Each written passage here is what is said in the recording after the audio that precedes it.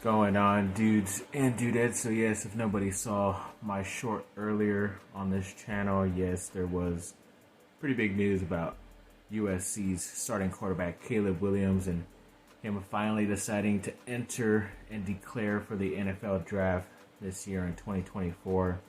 Obviously, he literally took it to the last second, the last day for some reason. Didn't really explain it, obviously. I wasn't like that big of a thing and didn't get much publicity. Of course, yes, everybody said he was going, but it's not like it's been on constantly either. So I don't know what he was trying to gain from that. Obviously, there was that thing I mentioned in yesterday's video that he could have been trying to show a card to where he can stay and wait for the supplemental draft and get drafted by another team instead of Chicago and all this stuff. But yeah, I guess it looks like he's willing to show what he can do, and you never know. Maybe Chicago doesn't even want him to go number one overall, even though a lot of executives and insiders believe he is going number one no matter what. But Chicago could also trade that pick as well. You never know. So we'll wait and see. Thank you for bringing another Heisman Trophy to USC, and a really great, awesome 2023 season. Not that great this last year, but overall still very fun and very happy and excited that you got this program up on the up and going again, along with Lincoln Riley, of course. But they definitely needed a player to step up and do that, and he was the one to fall on the sword for us. And thank you very much, Caleb, and we will definitely be following you into the NFL wherever you go. And then USC did make pretty much their final hire on the defensive side, coaching-wise, and that was another defensive line coach, and Eric Hendricks. I believe he was pretty much named a co-defensive coordinator, the run game coordinator, and a defensive line coach. So yes, Eric Henderson, who was just recently with the LA Rams. And yeah, like I said, it would be kind of weird. I mentioned this guy last week, that there's a possibility he would be accepting this job once Roy Manning left, the ex-coach at this position. And it was obviously true, but it is kind of weird that a lot of assistants or guys who are coaches already in the NFL are coming to college, because I guess they're not coordinators yet, even in the NFL. So might as well try to get that spot on your resume to be able to do it in college, and then be able to jump up automatically to that position or that coaching position in the NFL within a couple years or so. Maybe even stay in college too. You never know. But yeah, this guy definitely turned around that defensive line, especially with a lot of young guys this last season for the Rams. They had like 2 third-round or later picks in the draft have like 9 and 8 sacks, which is pretty crazy for rookies to have those type of numbers, especially 2 guys on the same team.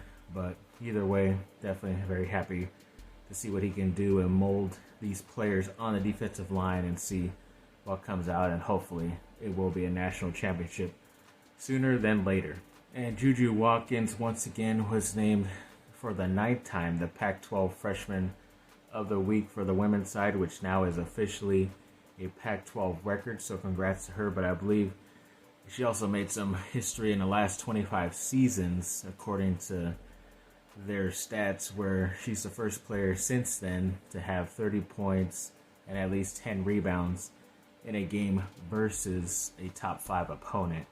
You would think that would have happened at some point, but I guess it's definitely one of the first time in a long time that a freshman on the women's side has done that. So that's pretty cool. Definitely still making history, as I said, and it is kind of weird that the women have to stay in college for those 3 to 4 years or until they graduate.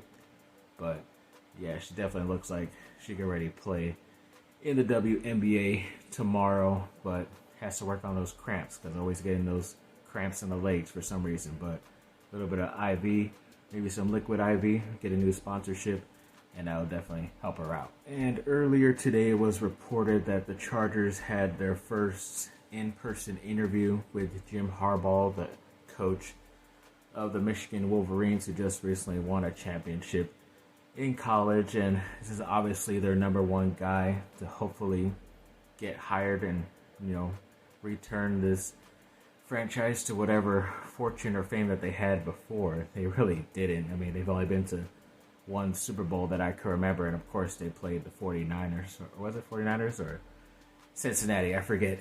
Before I was born and before I was even a fan. But yeah, either way, I just seen a lot of crappy play by really good teams in the playoffs. A lot of very talented Chargers teams crap in the playoffs. But yes, hoping he does turn it around if they do end up hiring him or not. I know they also interviewed Leslie Frazier officially in person as a head coach, and then they also interviewed in person, I believe, another general manager guy, and Ian Cunningham, who I believe is from the Chicago Bears organization. So I think even when it comes to certain rules about teams being able to hire certain coaches right away, I believe if the Chargers don't want to get in trouble by the NFL where draft picks get taken away and stuff, there is that Rooney Rule that I've mentioned before where they do have to have interviews with two people, at least two separate interviews of people of color, different color or race than white. And I think Leslie Frazier recently just completed one of those, but they have not completed another in-person interview with a different color or race yet. So even if they wanted to hire Jim Harbaugh the same day later on yesterday, they could not, because then they would be penalized and have to do all this stuff. So they'll get all this stuff taken away from them.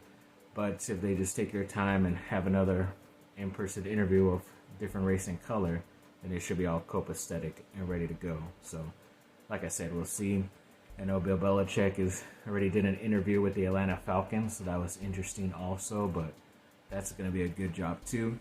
In my opinion, I wish Caleb Williams would get drafted there, because him around all that crazy offensive talent would be pretty awesome. But yeah, overall, definitely going to see what the Chargers end up doing officially. They definitely should wait and not, select a coach right this second, because like I said, they could get in trouble by the NFL.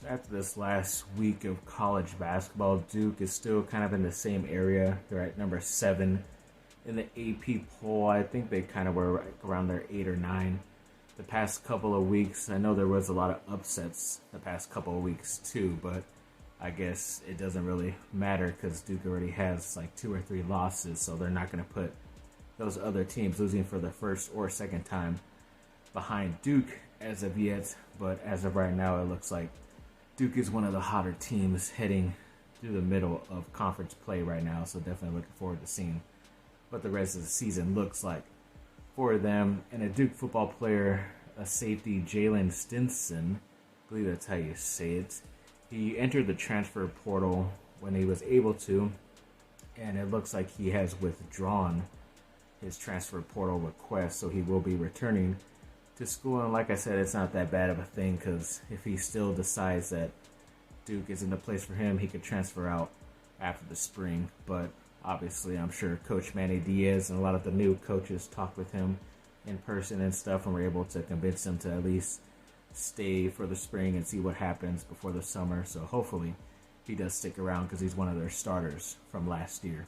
And the NFL playoffs are shaping up after a couple games moved because of weather storms and all this stuff. So you basically had like 2 games every day the last 3 days, which is pretty cool in my opinion. But it's still weird that there was a game still waiting on Monday night. There's actually 2 because of that weather storm. But we'll get into the winners and who I think I did say was going to advance or not.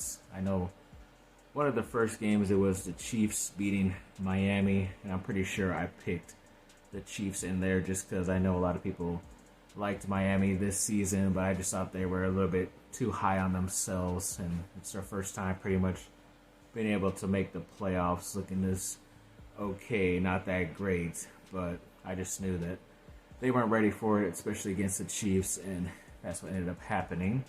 And then one of the next games was Houston versus Cleveland, and Houston surprisingly got that victory. I think I only said I wanted Houston because I did not want a chance for Cleveland to play against Baltimore in the next round, which I've always hated when those AFC North teams played against each other in the playoffs because it's always bad football, because it's always low scoring. But yes, luckily Houston did destroy them and were able to advance to the next round, so that's pretty awesome for them, especially a young team with a rookie head coach, rookie quarterback, a lot of first and second year players with them. They will probably lose this week, but congrats to them on moving forward.